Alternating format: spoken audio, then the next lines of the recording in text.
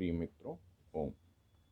अगर कोई लगभग 20 साल से 38 साल के बीच उम्र वाला युवा अपने लंबोसैक्रल स्पाइन अर्थात कमर के निचले हिस्से में सुबह के समय, वर्षा ऋतु में, रात को सोते समय, करवट बदलते समय, आगे झुकते समय, ठंडी के दिनों में बहुत ज़्यादा स्टिफनेस, बहुत ज़्यादा दर्द महसूस करता है और रात को करवट बदलने में बार बार दर्द की वजह से नींद खुलती है, तो आप सावधान हो जाएं। HLA-B27 की जांच कराएं। ये पॉजिटिव हो सकता है।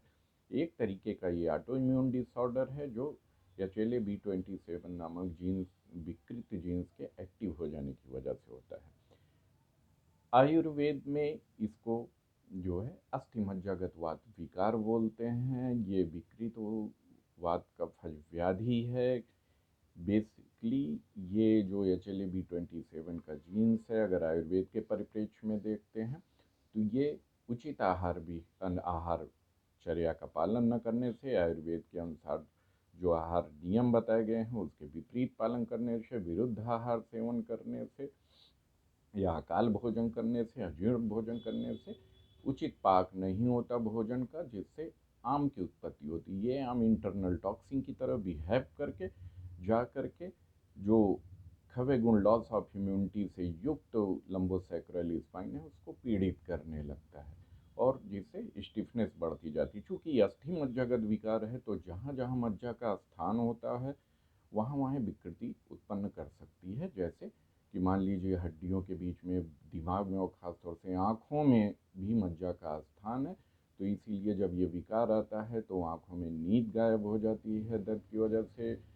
चिड़चिड़ापन दिमाग में रहने लगता है और धीरे धीरे विकृत अस्थियाँ उत्पन्न होने लगती हैं और ख़ासतौर लंबोसैक्रल रीजन में ये धीरे धीरे पूरी वर्टिब्रा स्टिफ होती चली जाती है और कैल्सिफाइड हो जाती है, जिससे बांस लाइक स्ट्रक्चर हो जाता है और वो अंतिम में झुकने में प्रॉब्लम होने लगती है। तो इसमें जो आयुर्वेद निदान करता है, तो सबसे पहले इसमें हम आम का पाचन करते हैं, दीपन पाचन की औषधियाँ उसको देते हैं और दीपन पाचन करने के बाद उसके मल और जिह्वा से सामता का, निरामता का परीक्षण करते हैं। फिर रुक्ष श्वेत, बालू और सेंधा नमक, अजवाइन का रुक्ष श्वेत देते हैं और एरंड तेल घी के साथ दूध के साथ रात में एरंड तेल सौंठ डाल के देते हैं और फिर ज़रूरत पड़ने पर काय शेक या धान्य अम्लधारा कांजी से उसके शरीर का काय शेक करते हैं, या एरंड मूलादि